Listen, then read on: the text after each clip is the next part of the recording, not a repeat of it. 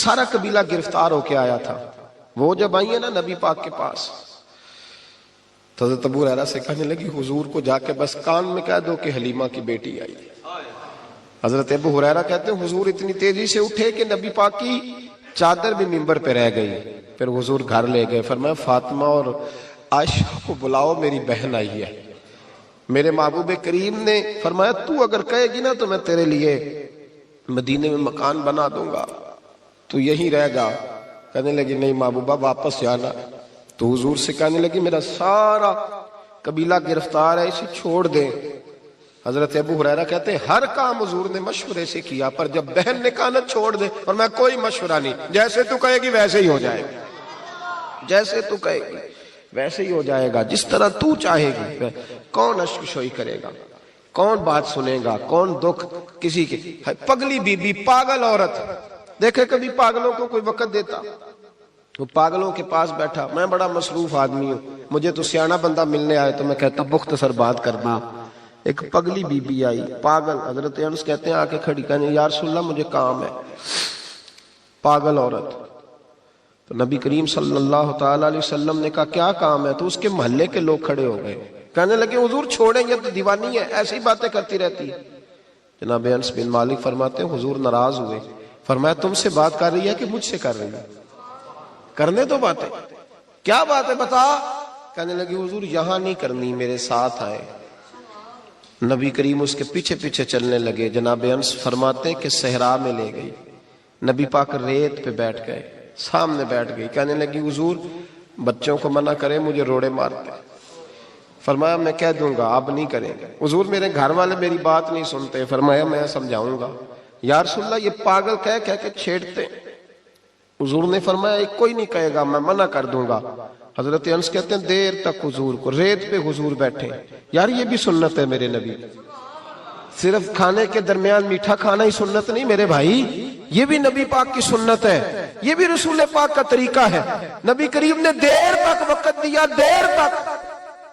کبھی ہستی کبھی رو دیتی. حضرت انس کہتے ہیں میں نے یہ انداز بھی دیکھا, جب وہ ہستی تو حضور بھی ہستے. کبھی کو پاگل کے غم سن کے بھی رویا, لیکن ایسا کوئی محبوب کہیں ہوگا نہ کہیں ہے. بیٹھا ہے چٹائی پہ مگر عرش نشیں ہے. میرے محبوب نے کھل کے باتیں سنی, کھل کے اپنی مرضی سے. کہنے لگی محبوبہ میں تھک گئی ہوں, اب آپ جائیں. حضور میں تھک گئی ہوں, آپ جائیں. نبی کریم اٹھے اور اٹھ کے فرمایا کسی کا خیال نہ کرنا, جب تیرا دل کرے دوبارہ آ جا. یار یہ حسن ہے, یہ وقار ہے کہ تو اشک شوئی کس طرح. میں نا ابھی انتظار کر رہا ہوں, میں ابھی انتظار کر رہا ہوں کہ ایم این اے آئے گا تو اس غریب کی مدد کرے گا. میں ابھی انتظار کر رہا ہوں کہ ایم پی آئے گا تو اس کی مدد کرے گا. میں ابھی انتظار کر رہا ہوں کہ بہت بڑا سیٹھ آئے گا تو مدد کرے گا. جب محلے کا اور گاؤں کا چودھری کسی غریب پہ ظلم کر رہا ہوتا ہے تو میں اپنے بچے کو کہہ رہا ہوتا تو نہ اس لڑائی میں جانا, ہمیں کیا لگے. تو کون پھر اس کا ہاتھ, ظلم پھر ختم کیسے ہوگا؟ پھر کیا طریقہ ہے ظلم ختم کرنے کا؟ جب کچھ ظالم کو ظالم کہنے کوئی تیار نہ ہو. وہ زمانہ جب نبی کریم صلی اللہ تعالی وسلم مکہ شریف میں اعلان نبوت فرمایا تھا تو سارا مکہ مخالف ہو گیا, سارا مکہ. ایک وقت عروج کا ہوتا ہے, ایک وقت ایسا ہوتا ہے جب غربت ہوتی ہے, ابتدا ہوتی ہے. اسلام پر غربت کا زمانہ. قبیلہ بنو آراش کا ایک شخص مکے آیا. وہ کہتا ہے میں چھوٹا سا تاجر تھا. میری باتوں کی سمجھ تو آ رہی ہے نا آپ حضرات؟ جو نہیں بول رہے انہیں بھی آ رہی ہے. اللہ تعالیٰ آپ کو جزا دے. بس ایک دو بات اور عرض کرنی ہے آپ حضرات. حضرت طارق بن عبداللہ رضی اللہ تعالیٰ عنہ اس کے راوی ہیں, فرماتے ہیں وہ بنو آراش کا رہنے والا شخص آیا. وہ کہتا میں چھوٹا سا تاجر تھا, بیوپاری تھا. میں گاؤں سے جانور اونٹ گھوڑے خریدا کرتا, مکے میں لا کے بیچتا, مدینے میں لے جا کے بیچتا, طائف میں. میں ایک دفعہ نا بڑے سرخ رنگ کے خوبصورت 2 اونٹ مکے لایا. میں مکے کے لوگوں کو زیادہ نہیں جانتا تھا, منڈی میں جو لوگ آتے جاتے تھے انہیں جانتا تھا, مال بیچ کے چلا جاتا تھا. آج میں مکے میں داخل ہوا تو ابو جال مجھے کہنے لگا یہاں ایک شخص نے دعویٰ نبوت کیا, اس کے قریب نہ جانا. میں نے کہا ٹھیک ہے نہیں جاؤں گا. میں نے اونٹ دکھائے تو ابو جال کو پسند آ گئے, سودا ہو گیا, اونٹ خرید لیے. وہ شخص کہتا ہے کہ اونٹ خرید کے نہ تو کہنے لگا فلاں محلے کی فلاں گلی کے فلاں کونے میں میرا گھر ہے, کل آ کے پیسے لے جانا. کہتے میں اگلے دن پیسے لینے گیا تو کہنے لگا آج نہیں میرے پاس، کل آنا۔ میں اگلے دن پھر گیا، پیسے، کہنے لگا نہیں کل آنا۔ ہوٹل ہوتے نہیں تھے، مکے میں میرا رشتہ دار کوئی نہیں تھا، میں فٹ پاتھ پہ سوتا، جو چند کھجوریں اور سرکہ میرے پاس تھا وہ پہلے دن ہی ختم ہو گیا۔ انویسٹمنٹ بھی ساری وہیں لگی ہوئی تھی، گھر میں بچے بچیاں انتظار کر رہے تھے، میں بڑا مجبور ہوا، تھک گیا۔ تیسرے دن میں گیا تو میں نے کہا پیسے، کہنے لگا کل آنا۔ میں نے ذرا دبا کے بات کی، میں نے کہا یار میری کوئی پھپھو تو رہتی نہیں مکہ مکرمہ میں، غریب آدمی ہوں، میرے پیسے دے میں جاؤں۔ جب دبا کے بات کی تو کہنے لگا جا دوڑ جا، جہاں سے ملتے ہیں لے لے، بھاگ جا۔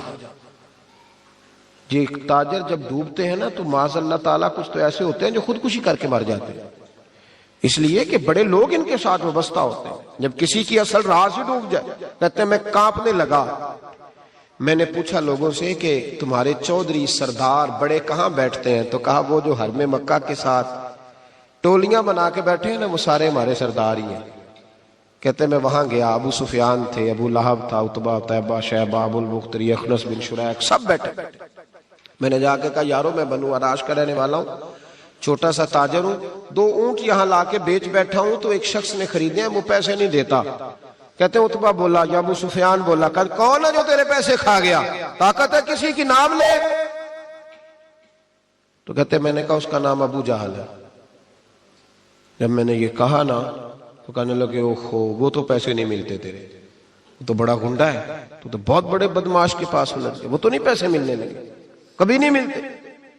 فرماتے اب میں کانپا، اب تو میری امیدیں ٹوٹنے لگیں، اب میرے آنسو چھلکنے لگے۔ تو ایک شخص نے نا مذاق کیا، ادھر دیکھیے گا میری طرف، مذاق کیا۔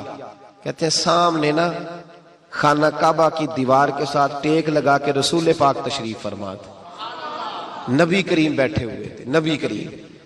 تو ایک بندے نے معاذ اللہ ثم معاذ اللہ نقل کفر نہ باشد، اس نے نا مذاق کیا، کہنے لگا وہ جو بندہ بیٹھا ہے وہ تیرا مسئلہ حل کر سکتا ہے۔ کہتے ہیں اس نے مذاق کیا، باقی ہنسنے لگے۔ مجھے سمجھ نہ آئی کہ بھیجتے بھی ہیں اور مذاق بھی اڑاتے ہیں، لیکن ڈوبتے کو تنکے کا سہارا میں حضور علیہ السلام کے قریب پہنچا۔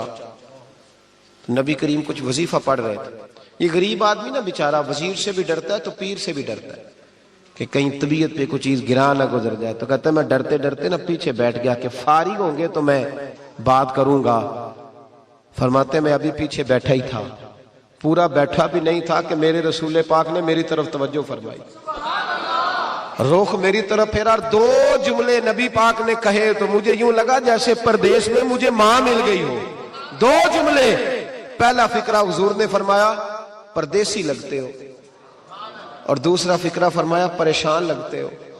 فرماتے ہیں بات چھم چھم میرے آنسو گرے، چھم چھم۔ اور بھائی کوئی اپنا ملے تو رونے کا مزہ آتا ہے نا، کوئی دکھ پوچھے تو پھر بندہ آنسو گرائے نا، ہر ایک کو تو دکھ سنائے بھی نہیں جاتے۔